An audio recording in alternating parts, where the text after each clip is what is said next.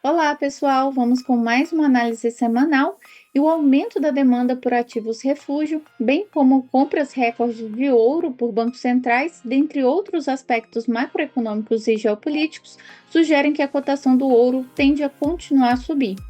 Falando em termos de análise técnica, nós temos uma tendência de alta forte no tempo gráfico diário e, recentemente, houve a formação de uma bandeira de alta.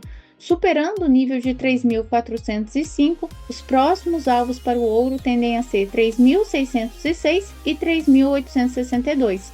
Perdendo o nível de 3.154, esse padrão vai ser invalidado. Então, lembrando que nossas análises indicam cenários que podem ou não se concretizar, então sempre gerencie o seu risco. E para mais análises como essas, acompanhe a XM Live de segunda a sexta-feira, entre 9 da manhã e 7 da noite. Até mais!